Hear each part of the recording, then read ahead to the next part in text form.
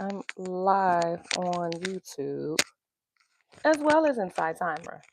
Hi, Dave and Noni from Alberta, Canada. Thank you all for joining. I love that, you and your wifey. Thank you for being here. Who else do we have? I see a couple of spirit bubbles at the bottom. Let's see. I have, is it Arpits in India? Welcome. And Debbie in Wisconsin. Hi, Debbie. How's it going? How are you doing, soulmate? I for those who probably tried to join my live last week, apologies for the cancellations, the back-to-back cancellations. We were having tornadoes in Illinois, and my power was out for a few days. Namaste, namaste. And that was the reason for the back-to-back cancellations and trying to reschedule.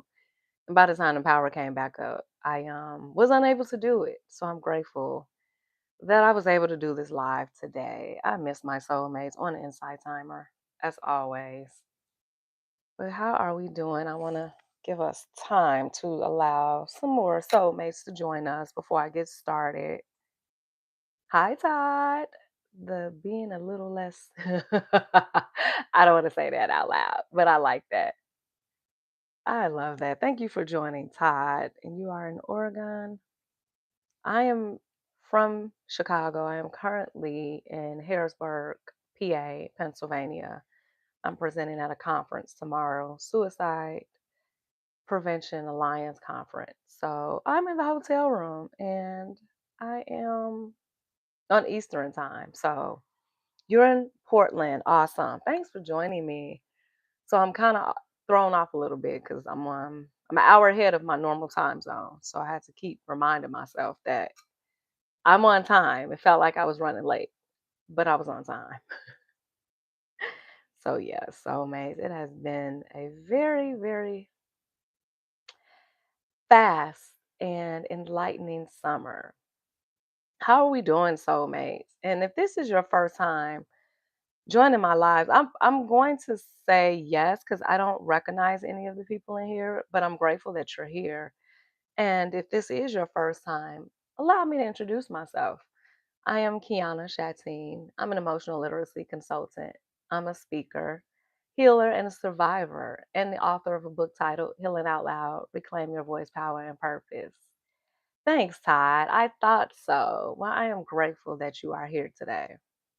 And anybody else that is new to this space, this is where we come to get honest about what we feel, what we basically try to understand it, learn how to move with intention instead of reaction. Hi, Sylvester from Barbados. Welcome. Just as an FYI, soulmates, for those that don't know, I'm also live on YouTube. So I want to also acknowledge my soulmates on YouTube. Thank you for joining. Hi, is it Mary Jane? Hey, beautiful. Thank you. Thank you all so much for joining. Hi, is it Erico? Erico? Nice, Dave. Well, I am so grateful for you and your wife for being here. I thought this was your first time as well. Thank you so much for joining. Like I was saying, this is a safe space, a brave space, a healing space. My work lies in helping people understand the language of their emotions so that they can build healthier relationships, make more aligned choices, and heal out loud. Because as long as we're living soulmates, we are healing. And you get to come exactly as you are. This is our space. This is a safe space. You're free to be as open and as honest with me. As very much big on being honest, hence why I wrote the book. But the more honest you are with yourself, is the more you'll get out of this experience.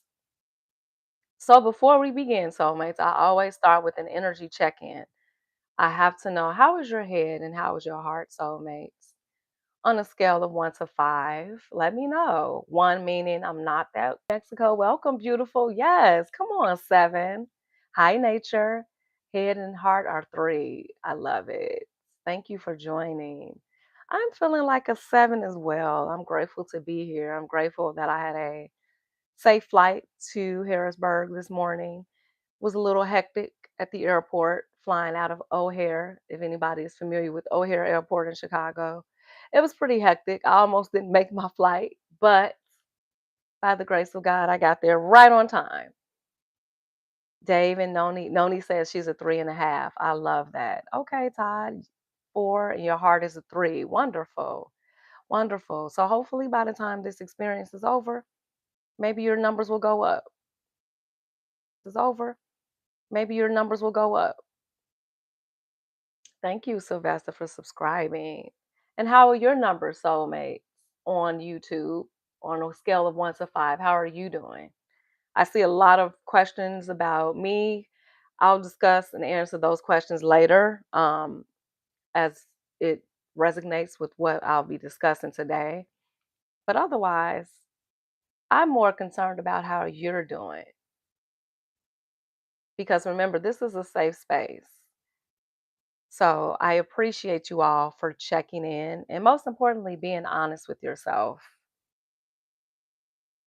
Because one thing I know about healing is that it starts with being honest, honest with yourself, not so much with me, but with yourself. And honesty requires willingness.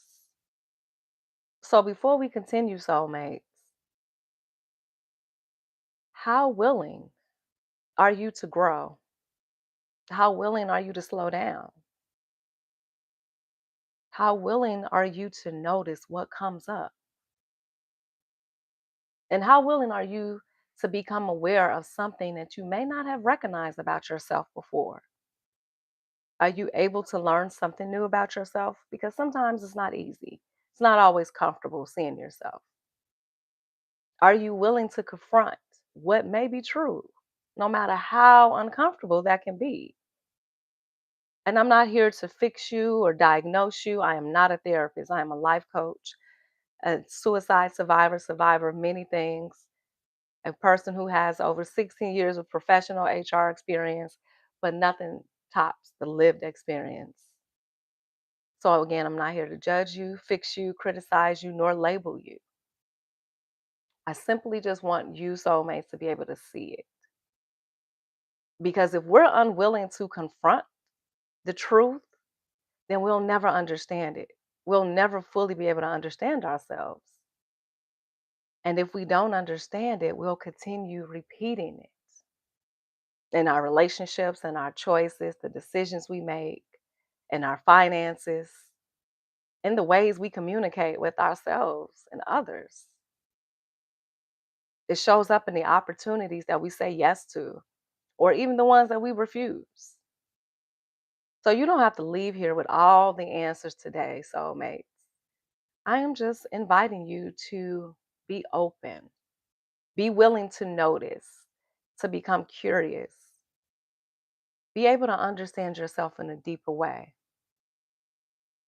And most importantly, soulmates, I'm proud of you because you showed up. So that's the first step. Absolutely, Dave. Be open to whatever arises. So before we get started, I would like to guide us in a grounding just so we can get present. So wherever you are right now, soulmates, I would like to invite you to place your feet flat on the floor. I am actually seated in the shades. So I'm not going to put my feet on the floor. I have my legs crossed. But wherever you are, soulmates, I just want you to relax your shoulders. And if it feels comfortable, put your hand on your chest. I love to do that. Reminds me that I have a beating heart and I have so much to be grateful for in this moment. You can close your eyes and let's just take a deep breath in.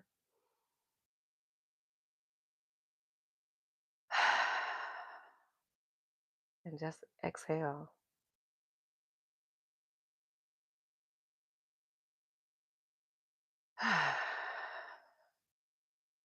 Just allow yourself to arrive. Whatever happened before you enter this space, it can wait. Whatever is waiting for you when you're finished, that can wait too. Because right now, just be here in this moment, in your bodies, in your breath, in your hearts.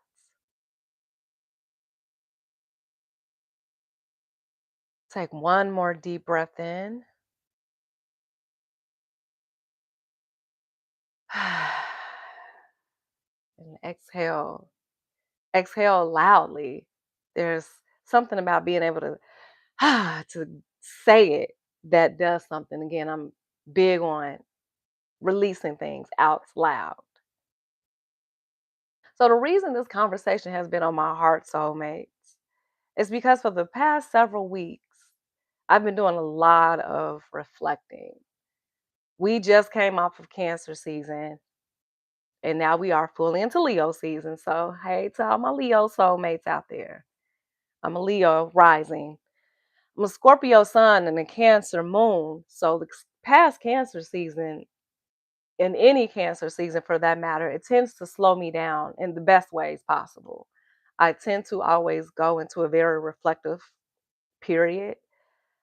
And we also had Mercury retrograding in Cancer, which gave me even more space to pause, to reflect, and to just pay attention to what was coming up emotionally because there were some things coming up for me. And as you all know, if you're not familiar, soulmates, I utilize astrology a lot, not for predicting anything, but for me, the astrology allows me to pay attention, for me to notice what I may have been missing when I'm moving so fast, when I'm unable to see, when I'm just going through life, right?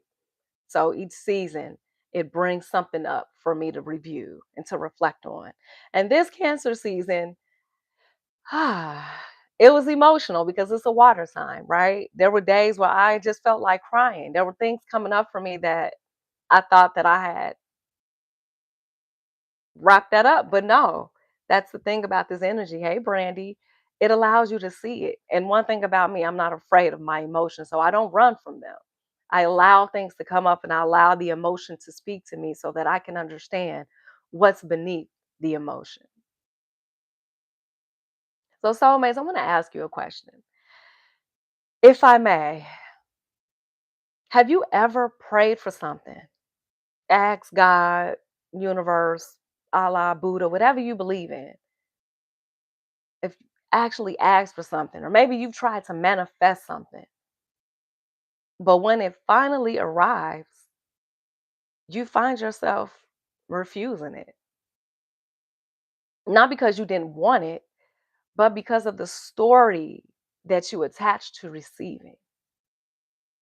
See, I recently had an experience like that allowed me to see myself. The mirror was being held up to me. And in that reflection, it became pretty clear to me. I wasn't rejecting love or abundance. But what I was rejecting was my capacity to receive them. And see, there's a difference, soulmates, because like many of you, I've spent so much of my life being a giver, pouring into others, giving. And I'm also under the belief that if somebody gives me something, I owe them. If somebody helps me, there has to be a catch to it. And if somebody provides for me, accepting it somehow means I'm losing my independence. And maybe some of you know what that feels like. Maybe some of you are aware of that same pattern. Or maybe your story is different, but every one of us has a story. Now, again, those weren't facts, those were stories. Stories that I had learned from the time I was a teenager into my adulthood. Stories that protected me when I needed them. But somehow that protection became a prison. And that's what emotional literacy has taught me. Because what I teach people and what I learn and express is that emotional literacy isn't just understanding your emotions, it's being able to understand the story underneath that. because our emotions respond to the stories that we're believing, not necessarily the truth, but the story. So I started asking myself different questions. Not why am I uncomfortable, but what story is creating this feeling? Because those are two different questions. And when I found the story, everything started making sense to me. Hey, Joe, is it Jody? Joe, I hope I'm pronouncing it right. Thank you for joining. Hey, Soulmates. Hey, Robert. And who else do I have on here? Thank you all for joining. So I realized that the story that I was stuck in was not only influencing my relationships, but it was also influencing how I receive support and opportunities, even in compliments, in the love, or the way I receive money. Notice everything is connected, soulmates, because love and money didn't create the pattern, they revealed it to me. I wonder how many of us have been praying for healthy love while still believing we have to earn it, because I believe that. Not consciously, but subconsciously I did. Or how many of us are praying for abundance or praying for financial wealth and prosperity, but we feel uncomfortable receiving it? We ask God for more, but our nervous system is still trying to protect us from what more actually feels like. Healing isn't just learning how to let go of pain. Sometimes healing is expanding your capacity to receive everything you've been praying for. What stories have you attached to receiving, soulmate? Now, I want you just to take a moment and sit with that. And if you feel called to share it in the comments, please do so. Otherwise, just allow yourself to sit with that question. What stories have you been living from that maybe you're ready to outgrow? And if today's conversation, soulmates, is already helping you start to begin to see yourself differently or helping you put language to something that you've been carrying, I love for you to support this work. You're welcome to donate on Inside Timer or outside Inside Timer. But thank you for everyone who continues to pour back into this space. Your generosity allows me to keep creating conversations like this so we can all continue to heal out loud together. Now, let's talk about what these patterns actually look like, because this is what I found very interesting. See, I realized that I was stuck in a story that money and power, money, power, and love. And for years, I kept saying, what is this story beneath this? Because people with money think they're powerful because of their money and that they can control people with money. Not necessarily all people, but that was a story that I believed. And then there was a story and a belief that people use money in exchange for time, energy, and connection. So there was a part of me that rejected money because of that. There was a story that I believed that because somebody gave me money, they would have power over me, that they could control me. So I would reject support. I would reject finances because of past experiences and stories. But once I recognized the story that I had been living from, I also started to see how this pattern was showing up in other areas of my life, in my relationships, even the way I used to show up at work. For those of you who know, I made the transition from corporate America 2 years ago when I left human resources. But throughout my entire career, for a long, long time, there was a story, a belief that I didn't deserve my pay. I would be afraid to even negotiate my salary.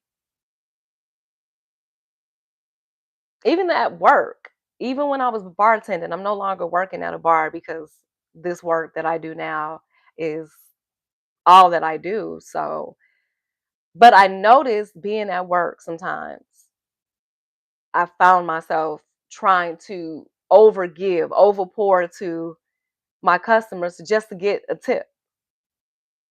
I don't have to overgive. We don't have to overgive anything, soulmates. We're worthy of love and abundance. Even with the people that I work with, that I have worked with one on one in the organizations that I get the opportunity to speak at, I've noticed the same pattern. Even in our own families, in our own close friendship dynamics. That's when something started to click, soulmates. These patterns affect us, whether we are aware of it or not. Different situation, but it's the same pattern. But when I say emotional pattern, what comes to mind, soulmates? Robert says it happens to him so often. I get it. More often than not. Absolutely.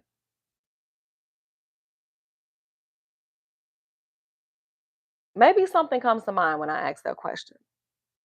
Maybe something doesn't. Maybe you're not sure, and that's okay.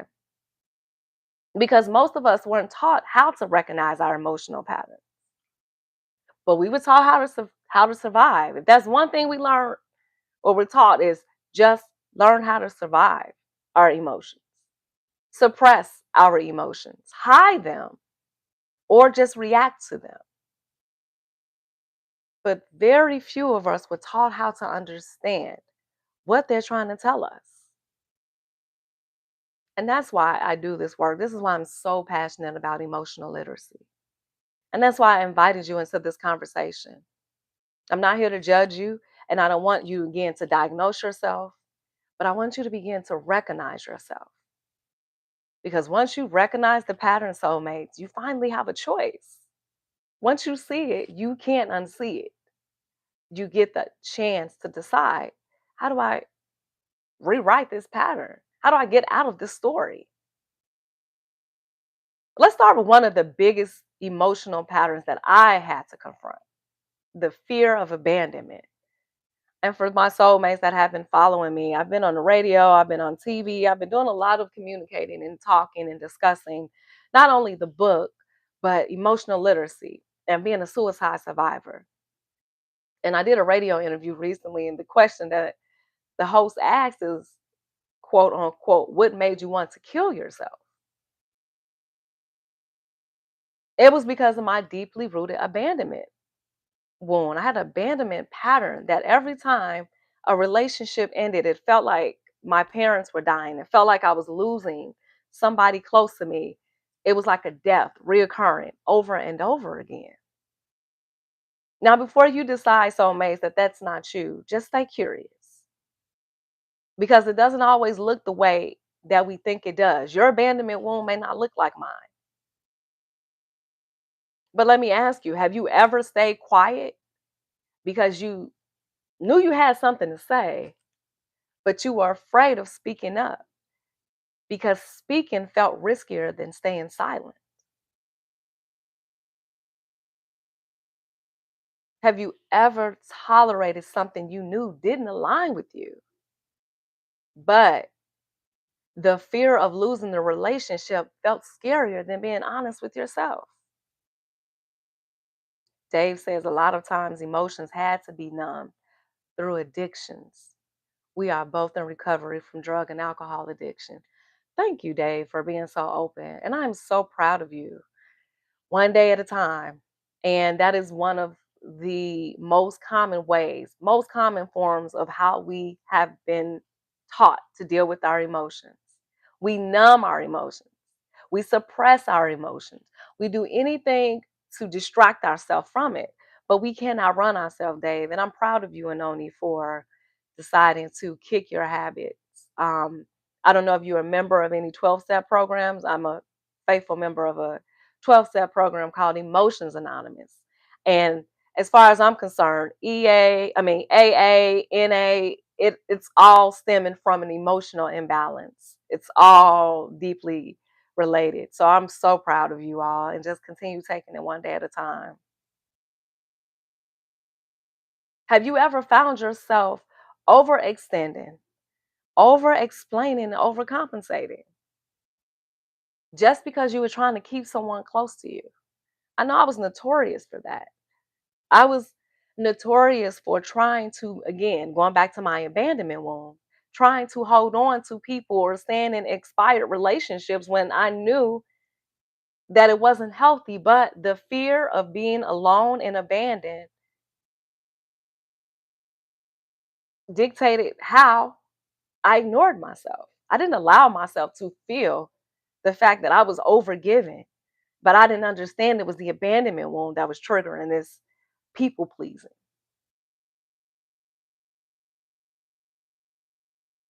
So stay there for a moment, soulmates. What comes up for you when you think about that, when you ask yourself that question?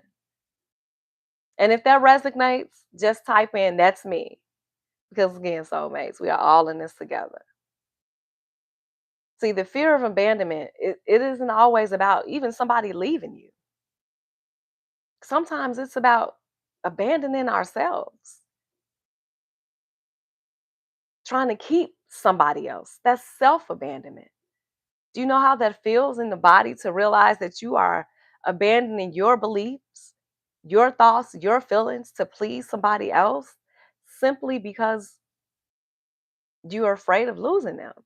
And you have to ask yourself, what's most important, them or me? I love you, but I have to love me more. Or maybe your pattern isn't abandonment. Maybe it's people pleasing.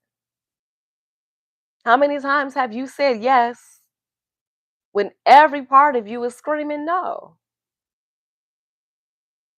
You didn't have the time and you didn't have the energy, but disappointing someone felt harder than disappointing yourself. And people pleasing doesn't stop in just our personal relationships. It shows up at work, it shows up in our business. And for my entrepreneurs out there, have you ever undercharged yourself, undervalued yourself because asking for more made you feel uncomfortable? I had to go through this myself, becoming an entrepreneur and realizing the value in the work that I do. Even coming on Inside Timer, it's been 2 years since I've been doing Inside Timer Lives. And in the very beginning, I struggled. I was afraid of asking for donations because a part of me was like, well, I don't know. I don't want to go through anybody's, I don't want to burden anybody and I don't want them to go through any trouble. But how is that a burden? And why is it trouble? Because it's an energy exchange, right? I pour energy into you, it's energy given back. It's the way the world has always worked. But a part of me didn't realize that I was undervaluing myself. Or maybe you spend years over delivering because somewhere along the lines you learned you had to prove your value before you deserved it. It's the same pattern, soulmates. And truth be told, it's something that you probably don't even realize happens often in corporate America. Let's be honest, we work hard for the money. I know you work hard for your money, but you do feel like I'm not getting paid what I'm worth. And they can get more out of you just to promise you a basic cost of living adjustment the next year, if that. And I'm not judging or criticizing, I'm just being honest. Like I said, I worked in HR for 16 years, so I know what that looks like. I saw what the organizations were giving employees. I saw the merit reviews or the cost of living adjustments. But I also saw the work that our employees were putting in and day out, the dedication, the time, the energy, overtime, going above and beyond, picking up extra work. I was one of them. What are you noticing coming up for you right now, soulmate? Maybe your emotional pattern is scarcity. Not because you don't have enough, but because no matter how much you have, it never feels like enough. You finally save up some money. You have a nest egg, you have a savings. But instead of feeling peace, your mind immediately starts preparing for the next emergency. Or how about if someone offers to help you invest in you, or bless you. And before you can even think about it, your first response is, no, I don't need it. I'm okay. I'll figure it out. And it wasn't because you didn't need it, because you don't feel comfortable receiving. Or maybe shame has been quietly influencing your choices. Because shame is, it is a very tricky, tricky, tricky little monster, I call it. Because shame has a way of convincing us that we have to earn what we should never have to earn. We should never have to earn love or support. But shame whispers, if I do just a little bit more, or if I work a little bit harder, if I prove myself one more time, then maybe I'll be enough. And then there's that quiet belief, I'm not enough. I'm not smart enough. I'm not good enough. I'm not successful enough. I'm not lovable enough. I'm not healed enough. So when love finally shows up, you question it, you doubt it. When the opportunities show up, you hesitate. When the money appears, when the money shows up, you wonder, do I really deserve this?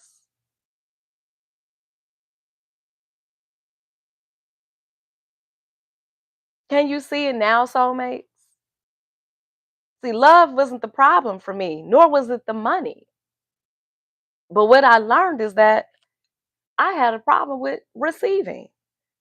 I told you I had somebody hold a mirror up to me for the last month and a half. I have been so fortunate enough to meet someone who has helped me realize that I don't have to do all of this alone. I don't have to always figure it out by myself. And at first, when they offered to support me, I kept saying, "Well, what is it? What's in it for you? What do you need from me?" Because a part of me kept feeling like, no, because they're giving, I have to give in return. This has always been this story. And all they told me to do is just be me. That's all I have to do. And even the first week or so, I kept saying, but what exactly are you getting out of this? I know who I am, but is that all that you want? You don't need anything more from me? Just let me be me. I get to be myself and allow somebody to support me. And I had to realize I'm having a hard time receiving because I've been raised to be the independent woman from the time I was a little girl. And anybody that tried to support me, that were required to support me, like parents, they disappointed me. I'm not going to say parents because my mom died when I was 16. But my dad would disappoint me because he was an alcoholic and he had his own struggles. But I had that story in my mind from the time I was a teenager to a grown woman. Even being a married woman, I realized my husband, now that I'm divorced, was my husband. I don't think he fully was able to support and show up in a way that he may have wanted to because I rejected it. Because in my mind, I didn't realize that healthy love can look like somebody else taking things off of my plate where I don't have to. I can allow somebody to pour into me, to provide for me, and show up for me, and still don't owe them anything. That was a powerful truth and a powerful realization.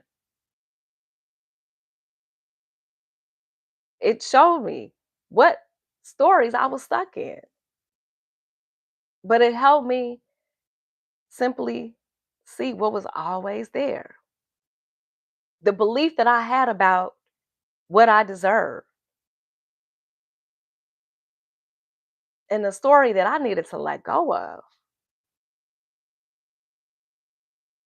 This is why I started learning emotional literacy because I was so challenged to my emotions and not understanding my emotions and how my emotions were influencing me so heavily after surviving suicide. I figured it out because I had no choice. Spirit allowed me to get the chance to see that I have emotional challenges that are stopping me from living a happy, purposeful, fulfilling life. Yes, Dave. I love that. That's what emotional literacy gives us. It gives us the language to see ourselves, to recognize our patterns. Because once we recognize the pattern, we're no longer powerless to it. But you can't change what you refuse to see, soulmates. But once you recognize it, once you see it, again, you get to free yourself, to be yourself, because now you have a choice. You get to decide. Once I saw myself in this story, I said, you know what? I don't want to continue to be this way. I deserve healthy, balanced love, support, abundance. We all do, soulmates, but I didn't realize how I was about to block myself from it because of a story that I was in subconsciously, not even aware of it. Wow. This is the gift that keeps on giving. This is why I wrote Healing Out Loud. There was no therapist that was going to help me see this. I had to see this for myself. Yes. What patterns keep showing up in your life? Wearing different clothes.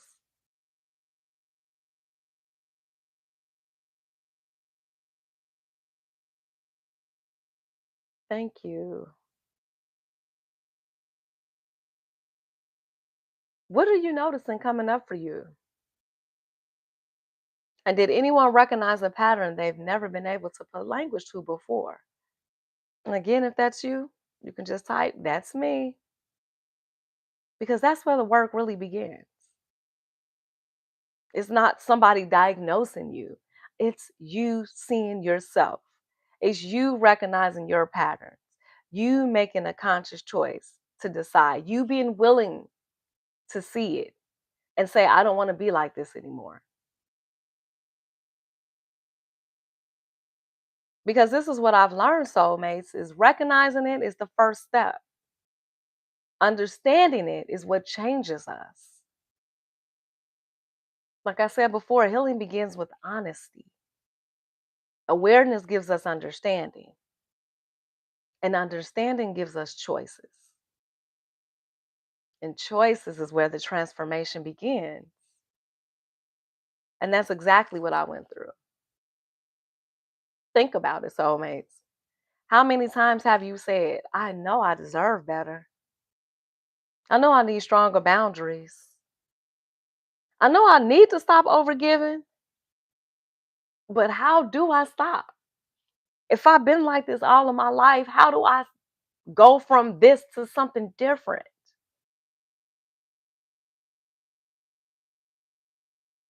The real question is, what do you do with what you know now? See, emotional literacy gives you more than just the awareness, it gives you the language.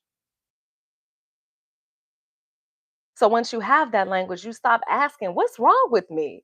Why am I like this? You start to ask yourself different questions. Because when we start to ask ourselves those things, what's wrong with me? Why am I like this? That's where we start to criticize ourselves. That's judging. And then that's when the shame, that's when the guilt, that's when the embarrassment, all the negative, low vibrational energies.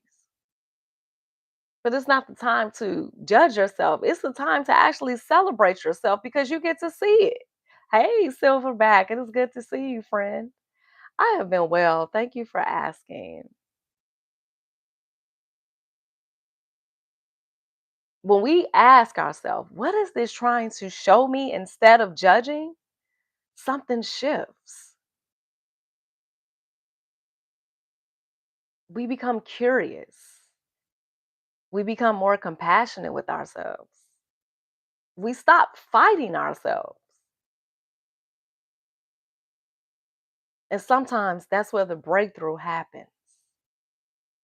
Not because your circumstances change overnight, but because your understanding does. And sometimes the greatest breakthroughs don't begin by changing the circumstances, they begin by just better understanding ourselves. When you see yourself, you free yourself.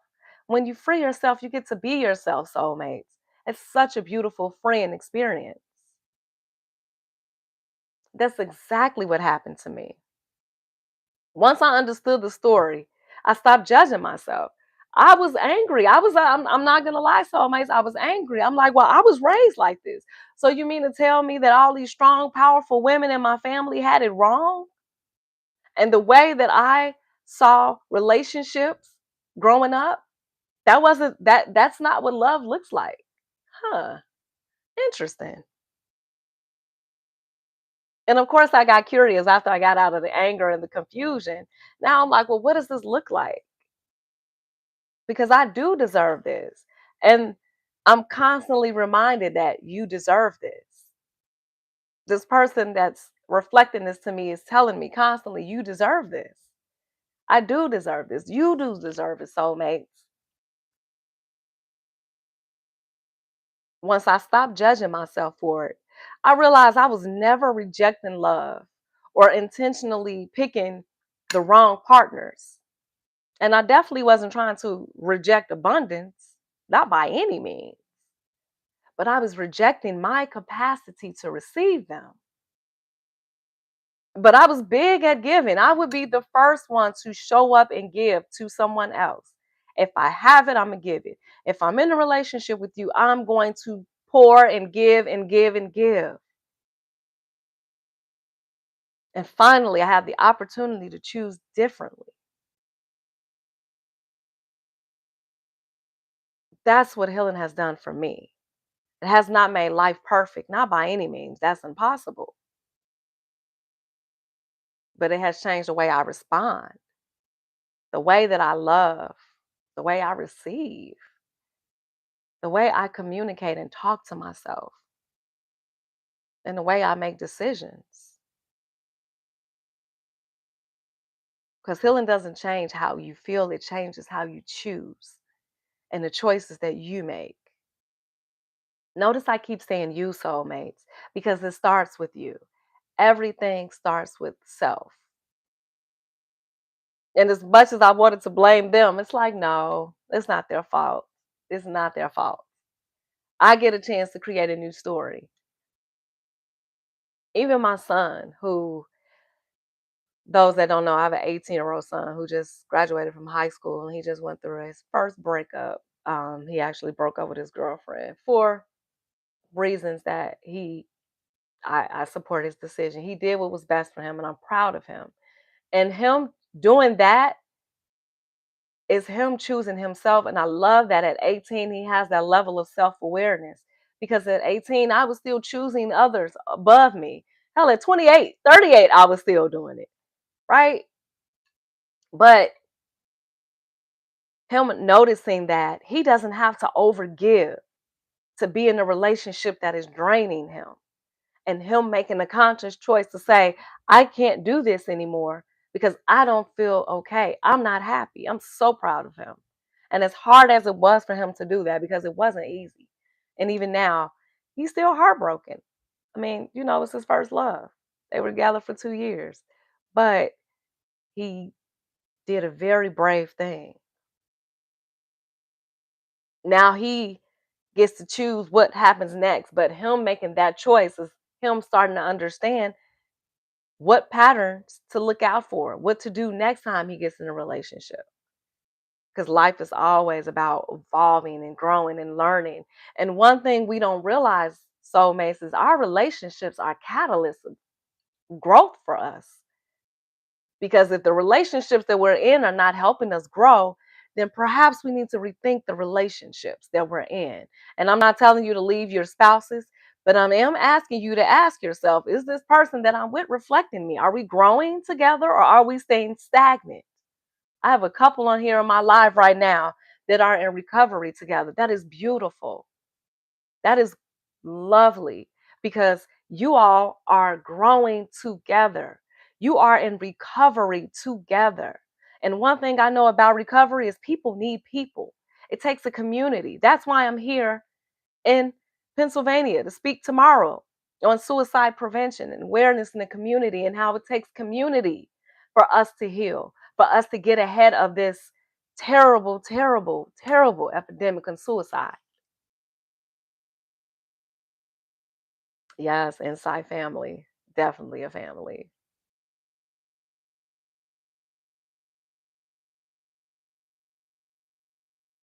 So now that you have recognized the pattern, soulmates, what is it inviting you to choose differently? See, this is where we get stuck because, again, if you have been in a pattern for so long, you don't just wake up right away and it just stops. You have to practice this, you have to integrate this constantly. I still have to tell myself, you don't have to do anything more than what you're doing. You get to receive, and I get to ask. I had a very hard time asking for support because, again, I didn't want anybody to control me. I didn't ever want to feel powerless. I've been in situations where people thought they had power over me, and it was not a good feeling. So imagine me meeting someone who is showing up, who is giving, who is pouring, who does not want to control me, but the story is, no, you want to control me. But this is exactly what I want, right? Make it make sense, soulmates. We can ask for these things and we pray and we manifest, and then when universe and spirit gives it to us, we can block it if we don't recognize the patterns. So now that you've recognized it, what is it inviting you to choose differently? Yes, karma. They absolutely start from your childhood. It does, because that's where most of these patterns stem from, the way we were raised. That's exactly where mine came from. I told you I was raised to, first of all, not depend on anybody for anything, which is not bad. However, it stopped me from even asking for support. There was a time, soulmates, and I don't know if I've ever shared this, I might have, but the last, I'll say year or so, I was homeless because I lost everything at the beginning of 2025. And I was grateful enough to have a friend that invited me to stay with him. I didn't ask friends or family, close friends or family, but somebody else extended an invite. And I'm forever grateful for that opportunity because I could not have asked anybody because I didn't want anybody, first of all, to judge me or try to feel like they had control over me. And the one time I did stay with someone in that situation, I removed myself from it immediately and stayed in a hotel because I deserved that peace and I did not deserve for somebody to think that they had power or control over me. It was a very disgusting thing. Now that I've learned that lesson, see what I'm saying, soulmates? When you grow through these things, and first of all, when you stay diligent and obedient, because the reason why I went homeless is because I made the conscious choice to walk away from corporate America to step out in purpose. And I never gave up on my dream and the mission and saving lives.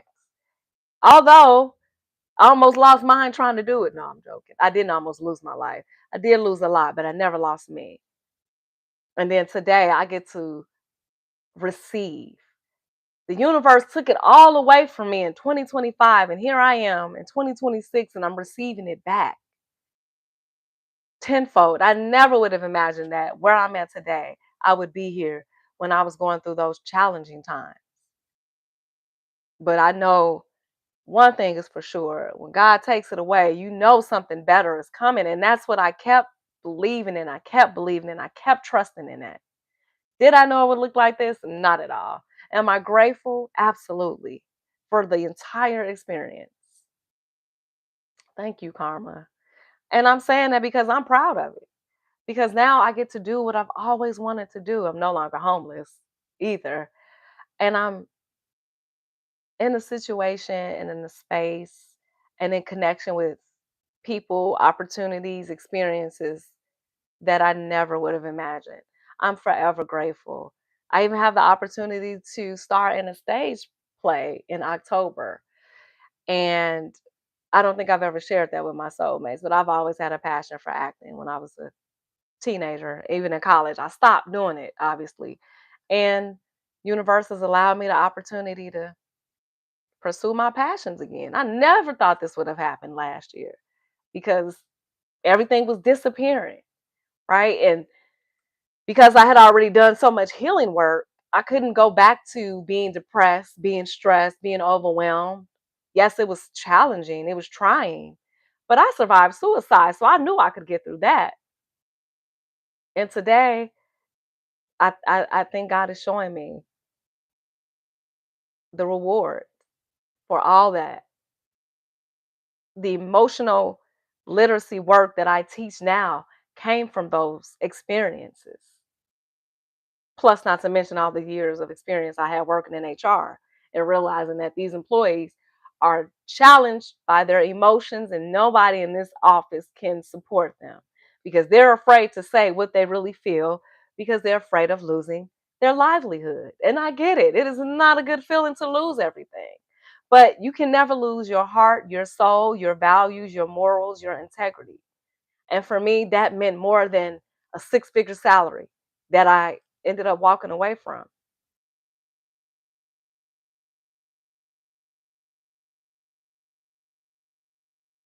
So if you were able to recognize your emotional patterns, soulmate, how would you choose differently? Because I realized that all of those challenges I went through, they were testing me. Those were definitely tests. How am I going to handle this emotionally, mentally? Am I going to allow life to overwhelm me again? Am I going to get powerless over my emotions again? Because I can't control anything outside of me.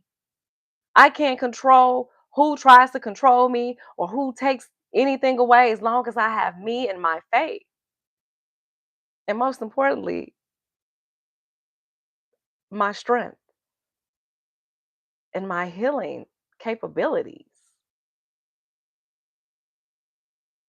So once I recognized the pattern, I was able to choose differently. And that's what I want to invite you into, soulmates. And I don't mean next month and next year, just start today. What's one choice that would be more aligned with the person that you're becoming instead of the patterns that you've been repeating? And just take a breath because you don't have to rush to answer that. Sometimes you just have to sit in that question like I had to, because I realized the woman that I was in 2025, that is not the woman I am today or the woman I was at the beginning of this year. Every experience, every lesson, day by day, soulmates, we grow and we change. I just make the conscious choice now to be intentional with my growth, with my evolution. I don't want to stay stagnant. I don't want to stay the same. The more I grow, the more I evolve, is the better I am in my work, is the better I am as a mother, the better I am as a woman, as a partner, as a child of God, as a citizen on this earth. And one thing about life and the world that we're in, soulmates, is that it is constantly changing. The world changes every single day. So why do we feel the need not to? Why would we think that we are exempt from changing?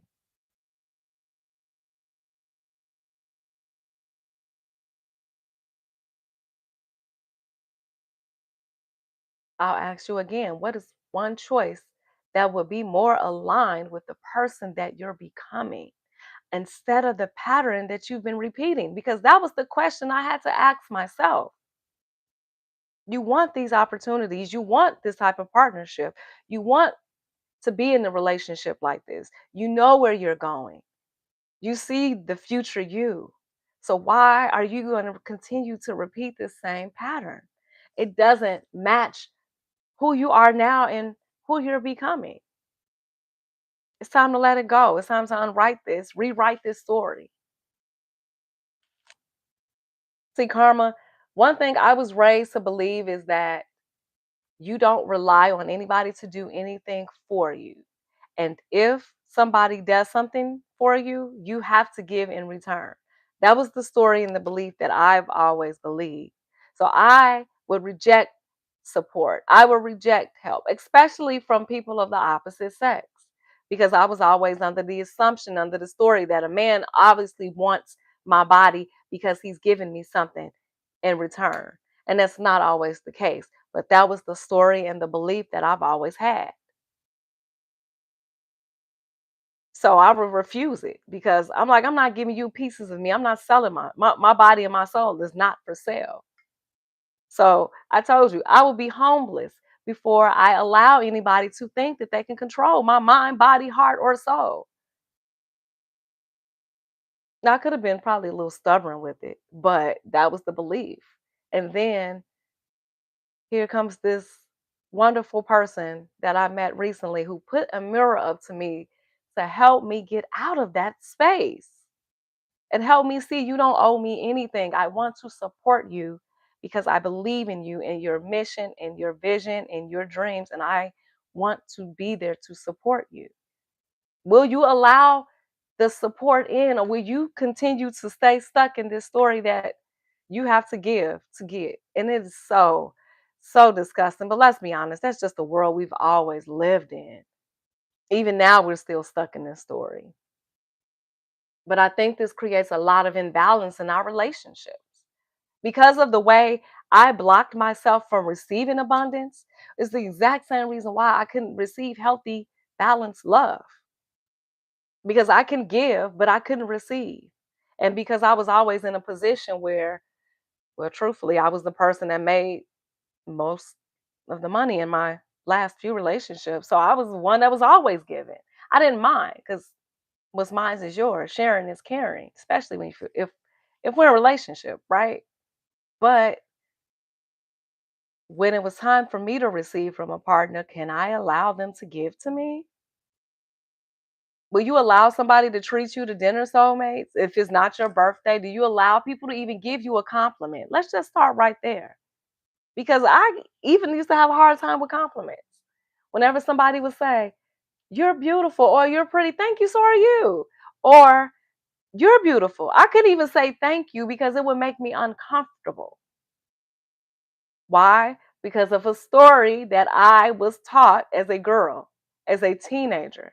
Somebody close to me gave me a compliment and said, "Oh, Keana is such a pretty girl." And my mother said, "Don't tell her she's pretty because it'll go to her head." So I equated that with, oh, I can't receive compliments. I can't be too pretty. Otherwise, I'm going to be considered to be arrogant or conceited. And I was far from it. I'm far from either of those things. But that was the story that I believed. So when people would compliment me, I didn't receive them because I'm like, no, I can't be pretty. Don't tell me that because no, I don't want you to think that I'm arrogant or that I'm pretentious or any of the stories. And none of that is true. None of it is true.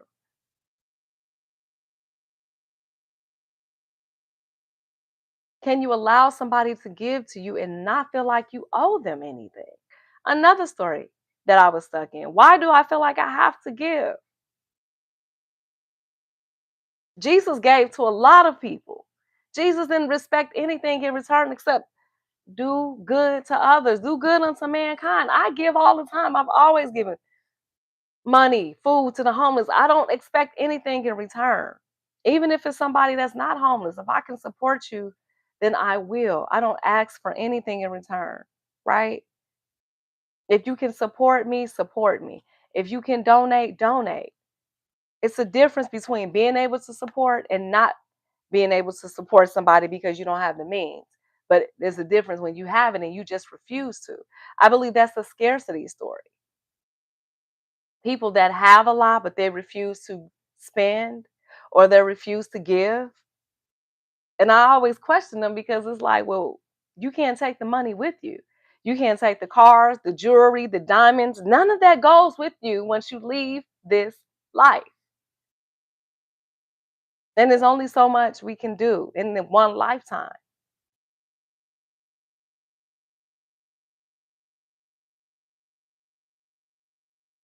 So, what patterns are you ready to break, soulmate?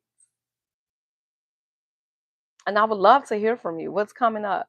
What are you noticing? Thank you. What's that, Nemus? God bless you too, dear. Likewise. Thank you all for showing up. I get a lot of weirdos on YouTube, and that's fine. I don't mind. I mean, it doesn't bother me. Um, And I guess they try to get a rile out of you when they say these things. It's so weird. But to answer the person's question that asked me if I prayed, absolutely. Absolutely. I talk to my higher power all the time, and my higher power talks back. Anything coming up for you? I heard Pamela say yes. Is that a yes you're willing to receive, beautiful? Is it a yes that sometimes we have a story of no, I can't receive? Especially if you've always been the strong person, if you've always been the strong friend, family member, partner, employee. Oh, don't worry about it. I got it. Oh, no, that's okay. Oh, no, I'll figure it out. Oh, no, don't worry about it. That was me. And I'm like, no, I probably could use the help. So instead of worrying about what do they want in return, it's there is value in them given to me. What is the value in receiving it? Because we all need support at some point or another, whether that's mental support, emotional, financial. People need people. And if someone was to judge because you needed that support, well, that's their problem, not yours. Because we all have to answer to the way we live, right? So it doesn't matter. We don't have a reason to be embarrassed. Yes, Pamela, knowing that you are worthy. I am worthy to receive. I am worthy of receiving this and more. And the more we allow ourselves to receive, you it's just abundance overflows. The more I allow myself to let this person support me, first of all, it allows them to receive because people that give do receive. And I'm a firm believer in the law of attraction. And I'm a firm believer in karma that you what you give out, you receive. You get it in return. But if you're stuck in the story or fear of I'm not worthy of receiving, or I always have to please others, regardless if you're in a relationship, if you're married. And I know it's easy to do when you, especially if you're married. It's easy to always give and to always show up for your spouse, your children, your in-laws, everybody. It's so easy to show up for others. I made a conscious choice recently to say I can't continue to show up and give the same time and energy that I once was able to give people because it was draining me. I didn't have the capacity to do it anymore. I even changed my phone number recently because I realized too many people had access to me. And it's nothing against them. It's just that I'm at a point now where I have to protect my peace, and the less accessibility to me, the better. Because the work that I do now is calling me to really be present, be focused on the lives and the people that I'm reaching and teaching. So I can't continue to show up or be what I used to be for people that no longer reflecting me in who I'm becoming. That's what I learned. That's the pattern I had to get out of. I don't have to continue to people please. People please. If you love me, you support me. And no is okay. It's okay to say no. I did a staff development day for some employees at a library, and one of the young ladies asked the question about saying no. She said, "If you have a hard time saying no, what do you suggest?" I love that she asked that question because believe it or not, it's hard for some people to say no, especially if you have always had to show up for everybody. If you were the oldest in the family and you had to raise your siblings because your parents worked or they weren't at home and you had to cook and take care of them, you don't know how to say no because you weren't conditioned to. You always showed up for everybody else. And what I encourage her to do is just say, let me think about it until she becomes comfortable enough with saying no, because it starts with herself, right? She has to know that it's okay for her to say no and realize that she's not bad. She's not a bad person for telling people that she loves no. Because guess what, soulmates? It's only one you. So if you're not okay, none of the people in your circle are going to be okay. If you're not okay, your partner won't be okay, your children won't be okay, your work won't be okay because you can't give 100% of you to somebody else if you don't have it to give.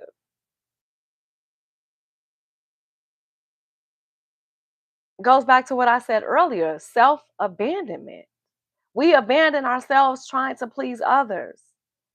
But what does that cost you? It nearly cost me my life to realize how much I was trying to please everybody else just to maintain connections that were not conducive to who I'm becoming, simply because of an abandonment wound. I didn't learn that in therapy. I learned that doing the emotional work, seeing myself, being honest with myself. That's why I do this work. That's why I created a heal method. That's why I wrote Healing Out Loud, to teach people how to become their own medicine. This is how come I'm able to see this constantly when I see it in my work, when I see it in others, I see it in other relationships. I say, wow, this is the exact same pattern because again, none of us are exempt. We are all one and the same soulmates, whether you believe it or not. And we most often than not have the same struggles, the same stories. But isn't it beautiful that you get to have somebody walk with you through the story, help you see yourself in it so that you can get unstuck? That's the work that I do, and it's so fulfilling. It is so brings me so much joy and so much passion to be able to help people see themselves and not only see how they're holding themselves back, but to see their highest self, to see where they're going, and to feel proud as they're growing through this evolution because it requires intentional work, being honest, practicing it, seeing yourself, asking yourself the difficult questions day by day, one day at a time.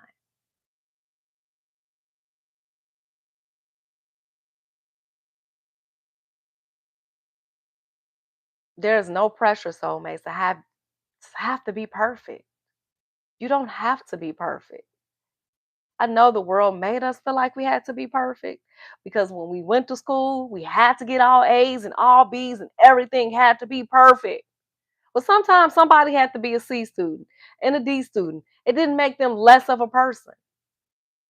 And those are the same ones that are excelling, that are making millions now because we all have gifts. It was because of my imperfections that I discovered my passion, my purpose, my true calling. So it doesn't matter, soulmates, what it is. And if you feel called to share, please do so because sometimes sharing what came up for you allows someone else to share, allows someone else to see themselves. And again, sharing is caring. And if this work is calling you or pulling something inside of you, then please listen to that. I am not familiar with Dr. Alan Berger. Enlighten me, Dave.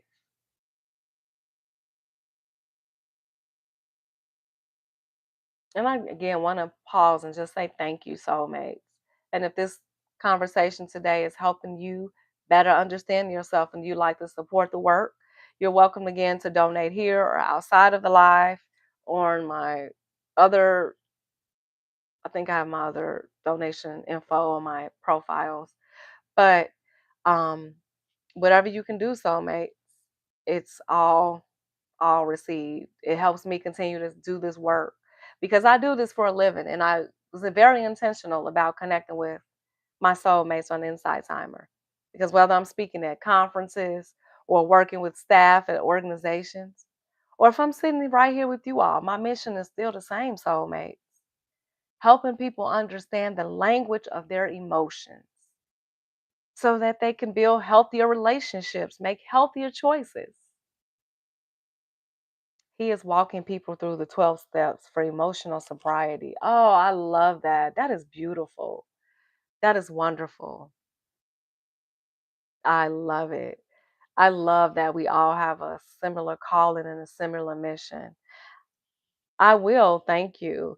I'm grateful that you shared that. And I love that. And I think one of the things um that makes me so unique is because of my lived experience with struggling so much with my emotions all my life, the emotional imbalances, the suicide attempts because of my emotional imbalances, and being able to, first of all, be alive to share this truth, but also the struggle, the lessons that I learned and my challenges and my mistakes, right?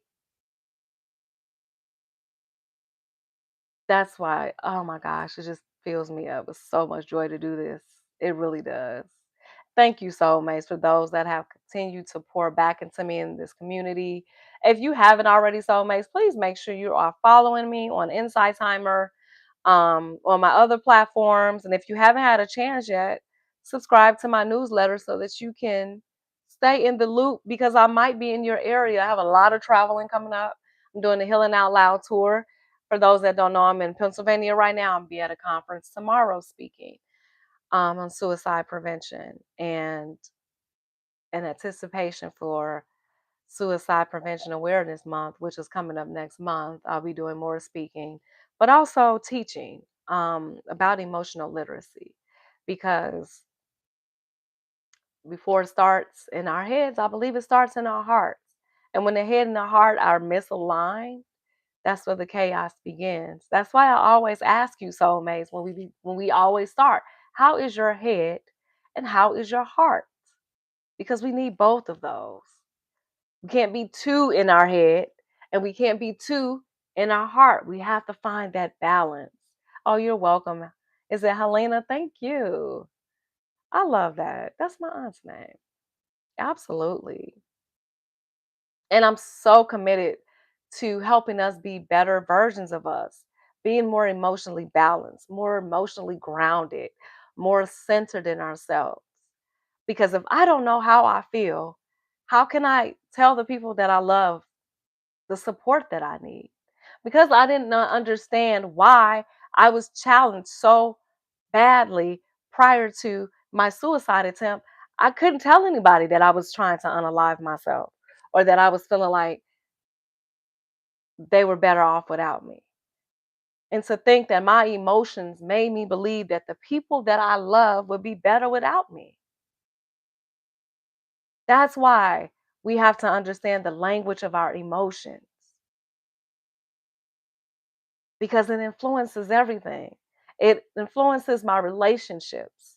If I can't tell my partner how I feel or what I need for them to support me, then this relationship is doomed. If I don't feel safe enough telling the person that I'm with how I need them to show up, what are we doing this for? And vice versa, they can't tell me.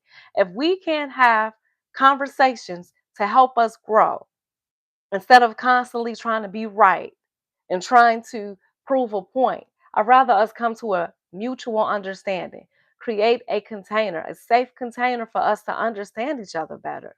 But if I'm emotionally imbalanced and if I'm uncomfortable with my emotion, there is no way I can support my partner with their emotion. And truth be told, most of the people that I was attracting in my past were emotionally unavailable. Why? Because I was unavailable to myself emotionally. And I had a pattern of constantly attracting partners that were emotionally unavailable because I had emotionally unavailable parents.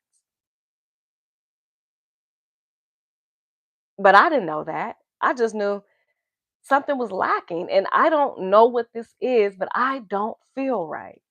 Something inside of me doesn't make sense.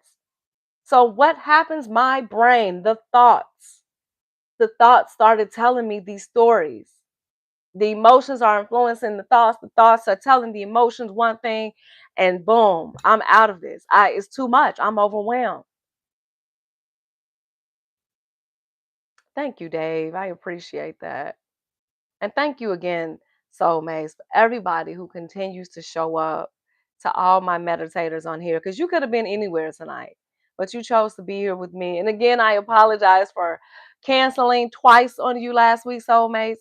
We had tornadoes in Chicago, so my power was out for 2.5 days. So that's why Thought I was gonna have it on that Tuesday because the storm started on that Monday and then the power went out and it was like, okay, so this is happening.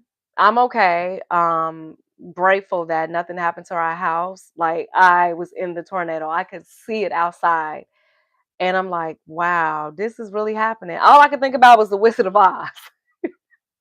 And I'm like, this is a bit much. And then the power went out. Then at one point the cellular towers were out. It was a lot happening, Sarah. And I was like, okay, Spirit. Well, first of all, thank you for allowing this to happen last week because I knew I was traveling this week. And I would have been devastated if I wouldn't have been able to make it to the conference. So, yes, so I appreciate you all for, again, showing up tonight. Most importantly, you showed up for yourself because I think some of you probably thought we were going to talk about, maybe when you saw the title, oh, we're going to talk about budgeting and talking to our partners about our finances, which are all very important conversations to have. But again, think about the emotional link because, truth be told, most of our relationships end due to what? Finances, miscommunication. And it all comes back down to our emotional literacy.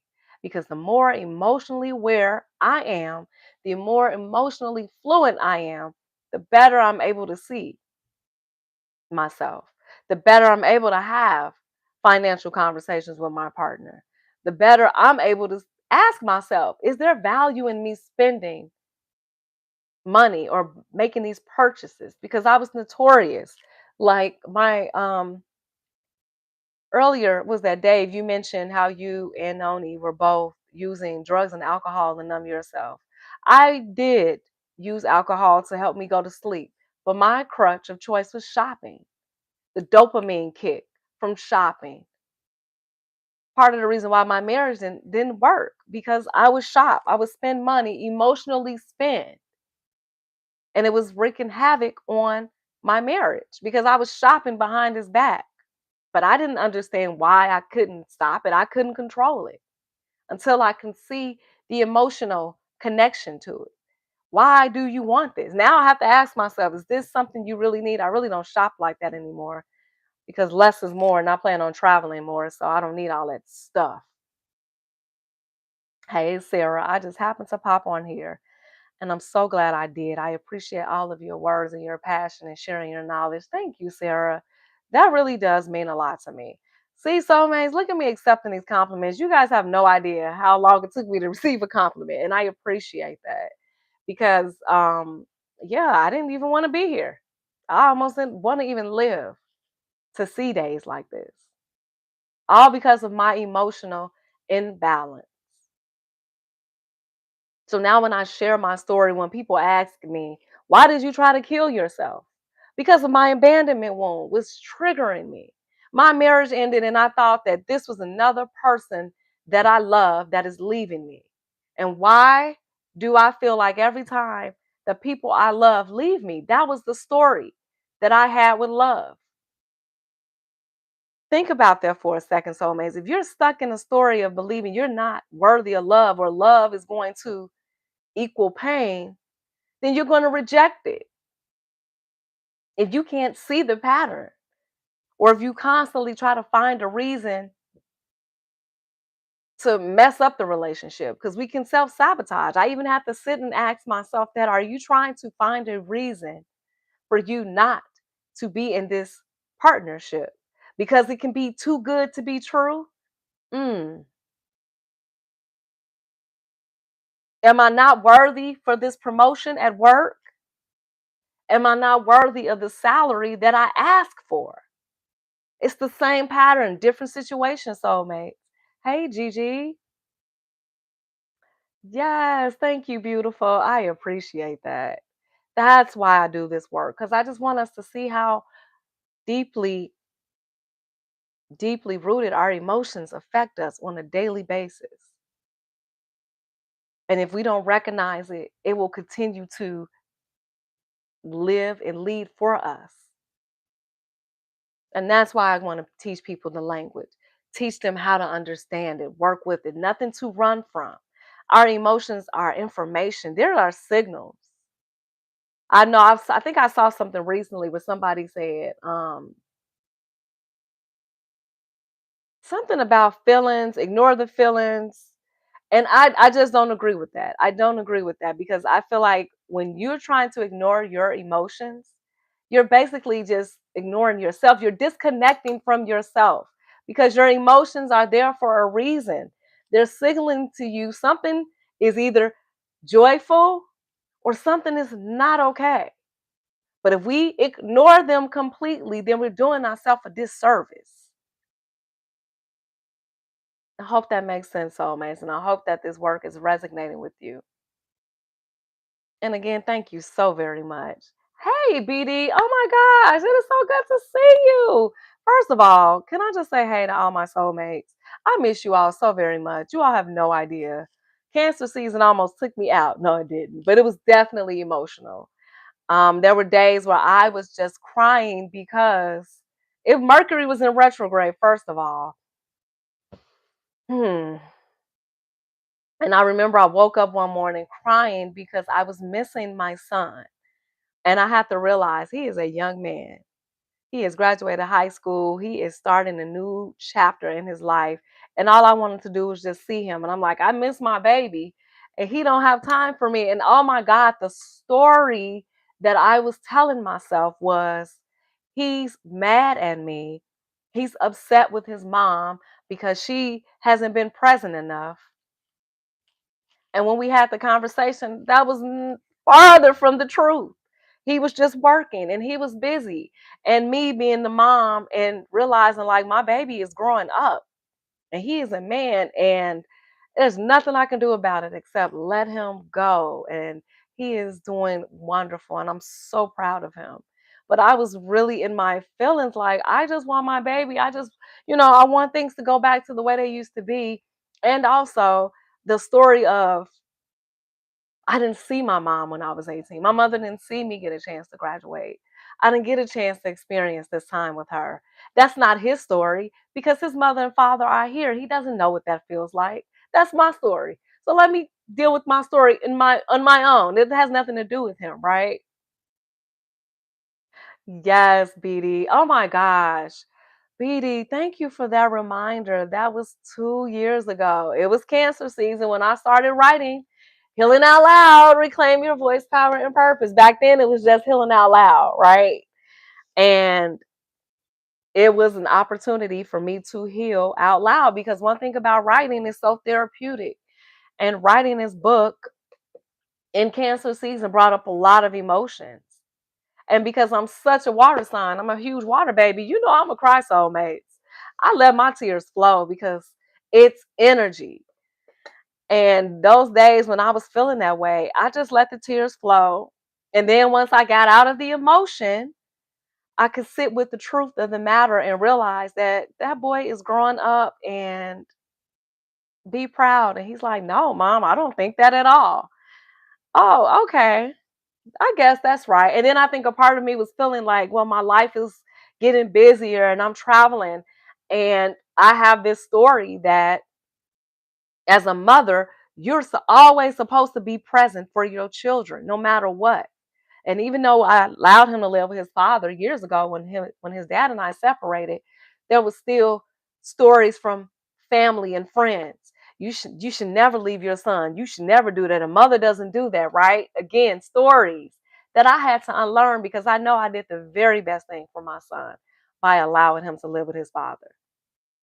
But these stories that we are often stuck in will keep us from realizing the truth of the matter. And those stories dictate the emotion and it dictates the outcome. The way we show up, how I could have possibly projected that energy onto my son. He would have been looking at me like I was crazy. He didn't know I was going through that. I didn't share that with him. But I did tell him, I would like for us to be more intentional. Let's set a date where we can just hang out, you and I, because you matter so much to me. And I want you to know that I'm always making time for you. I'm always going to be his mom, obviously, no matter where I'm at. But to me, that's different. That's not a story I've ever experienced. My mother has been 6 feet under for almost 30 years now. So in my head, I'm like, what does this look like? Then I had to ask myself, if my mother had have been alive when I was 18, I probably wouldn't have been trying to hang out with her either. I'm just being honest, right? Because he's 18. And it's not that he doesn't want to hang out, it's just I'm not a priority. It's the summertime. He is enjoying his summer. He's working. He just graduated, getting ready to go to trade school. But that story really had me stuck for a few days in cancer season. And then this entire story of love and money showed up because of a situation, a relationship that helped me see I don't have to be stuck in this story anymore. I don't deserve it. Yes, we deserve it all, soulmates. We deserve the love, the abundance, the prosperity. Do you believe that you're worthy of it all, soulmates? Because if you believe in the Bible and if you believe in whatever your faith is or whatever you choose to believe in, I'm pretty sure your faith tells you the exact same thing, that you are worthy, you are deserving of prosperity, of love. First of all, love is priceless. Love is priceless. But I was under the belief that money trumps love because of the way I was raised, because of how people have tried to give me money in exchange for the time and energy. You can miss me with your money. If I could have, like I would always tell my father, and he's deceased, God rest his soul as well, but I would have given anything to have the time with him versus him just giving me his money because I felt like it created like this separation between he and I because whenever I would reach out and call him, he would instantly say, I don't have any money. Why would you think I'm calling you for that? So you can see why I was stuck in the story, soulmate. Like, why would this man want to help me out? He must want something. Somebody always wants something. It's a terrible story to be in, soulmate. So I definitely want you to just think about those stories because it's the same story. Whether it's love, money, it's about receiving and worth. Am I worthy to receive all that Spirit, God, Buddha, Allah has promised me? And if I believe that, then will I show it? Will I live like I am deserving of it? When I wake up every day and I walk out into this world, do I walk with my head held high, saying I deserve all the love and support and guidance and good things that are coming to me? Or am I going to reject them? Am I going to run from them? Are there any questions coming up for you, soulmate? Or maybe it isn't a question at all. Maybe today you were just simply able to just recognize yourself. And if that's where you are, I'm so proud of you. And I would love to hear what resonated. And I would love for us to talk about it together. And if you don't feel called to do so, then by all means, feel free to reach out privately if you feel called to do so. And if today's conversation helped you recognize something in yourself, then don't let this work end here. I want you to continue to stay curious, soulmates. Because again, recognizing the pattern is just the beginning. The choices you make after recognizing it, that's where the transformation begins. So, if you're ready to continue this journey, soulmates, and if this resonated with you, I would love to invite you to continue to do the work. You can start with the book, Healing Out Loud, Reclaim Your Voice, Power, and Purpose. You can get it on my website or you can get it on Amazon. You won't get it signed if you get it on Amazon. I love to sign all my books with a personal message because you know me, soulmates. I love that. So if you are interested, I would advise you get off the website because then I can sign it for you personally. And if you didn't know, the audiobook is finally out on all streaming platforms, Spotify, Apple Books, audiobooks, Audible, and it is narrated by me. All me. All the reflection questions, all the meditations, all the truths, everything. all narrated by me. Everything we talked about today, the stories that we believe, the emotional patterns we repeat, and the language that we have been missing. This is the work that inspires me. And if you're somebody, like I said, that likes to listen as opposed to read, then the audio book is there. Whether you're driving, walking, or if you're getting ready, or simply just spending a quiet moment by yourself. My hope is that it feels like you're listening to my book, but that you're continuing to walk with me, soul to soul, because you're not alone in this, soulmates. I've always told you that. And I need to remind people of that. You're never alone, soulmates. You are not alone. I know what that feels like. I know what it feels like, and you're not alone. And I know the stories in our minds sometimes makes us believe that we're alone, but you're never alone, soulmates.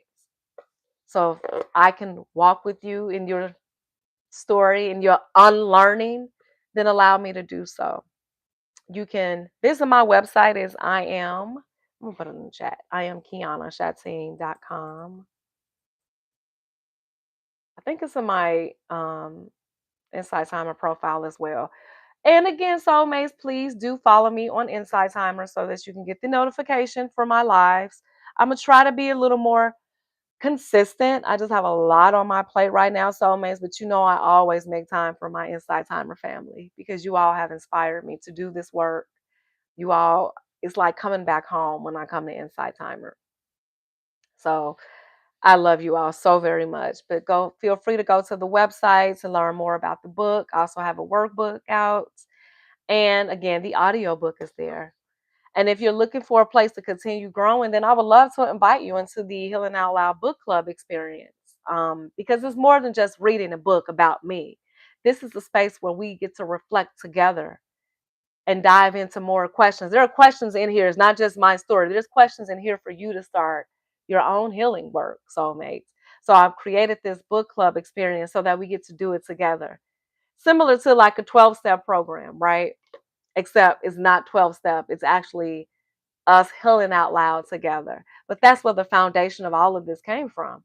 My foundation in 12-step program of Emotions Anonymous. So that's what this is all about, soulmates. Helping us heal out loud together, healing together as a community, as a collective. It is so powerful. You don't have to do any of this work alone, and nor should you have to. You don't have to be in shame. You don't have to be embarrassed, especially with me, soulmates.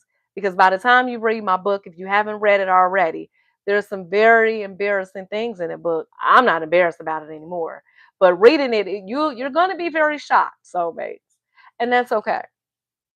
Feel the shock, feel all the emotions because I want you to feel the emotion. I want you to feel the emotion of what I experience. So once you're in the emotion, now you get to do your own reflection and healing work because healing becomes even more powerful when you realize that you have it. You have the power to do it and you don't have to do it alone. So also go to my website. So again, you can subscribe to the newsletter so I can let you know where I'll be next, where I'll have my next Healing Out Loud events when the book club is going to start its first session, which is coming up soon. And as always, soulmates, thank you so much for showing up, for everything, for all the love, all the encouragement, all the support, and everything that we're doing inside of the Healing Out Loud community. I invite you into it, soulmates. And if today's conversation resonated with you, please subscribe on my YouTube channel. For those that just joined, I did do this live on YouTube as well as Insight Timer, so you can watch the replay there. So feel free to subscribe. You can also follow me on Instagram, Facebook, TikTok, all of the things. And right now, soulmates, I don't know if I shared this. I think I mentioned this before, but I am actually in a stage performance coming up in October. It's titled And Still She Rise, But God. And it's such a powerful story of survival. It just felt like spirit, I swear, spirit called me to this play. It was like it was written for me. The part that I play, you can't make this up, soulmates. I didn't know the woman that created this, the director, but when I auditioned, I knew that I was meant for this role. So I'm really excited to share that with you. It'll be in Chicago starting out, but God willing, who knows where it will go from there. Right now, I am in Pennsylvania. I'm speaking at a suicide prevention alliance conference tomorrow. And the theme is turning passion into action. And I can't think of a better way to describe what emotional literacy has become in my life. It's taken everything I've lived and learned and using it to help others feel seen and understood and less alone.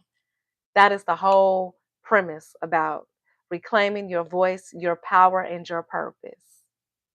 So thank you, soulmates. And before we leave, again, if today's conversation poured into you and you'd like to pour back into this work, you're welcome to leave a donation here outside of Inside Timer because, again, your generosity helps me continue bringing this same emotional literacy work into schools, into organizations, into the community because I go everywhere. And I'm excited that I'll be able to participate in working with some junior high students at a elementary school in the Chicagoland area this upcoming school year, teaching them emotional literacy because the sooner they learn it, the better. So I am so grateful again, soulmates. Thank you so much for being a part of this community. And before we go, I just want us to do one last check in, soulmates, by just coming back to your breath. And you can place your feet firmly on the floor or sitting comfortably in wherever you are. I'm sitting in the shades. Grateful for breath, grateful for life, grateful for the opportunity to experience this with my soulmates.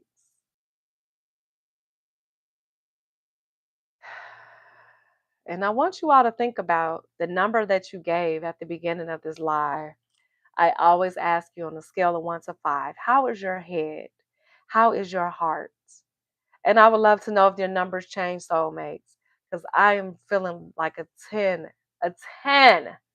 now. What are you willing to receive now, soulmates? And what choice are you willing to make differently moving forward? At the beginning of our time together, I asked you, are you willing? Only you know the answer to that question now. Healing begins with honesty, it requires willingness. And my hope is that today's conversation gave you a little more language for what you've been feeling. Because when we understand the language of our emotions, we make healthier choices, build healthier relationships, and we get to heal out loud together. So thank you again, soulmates, for trusting me with your head and your heart. And continue to take care of your head and your heart. And until next time, soulmates.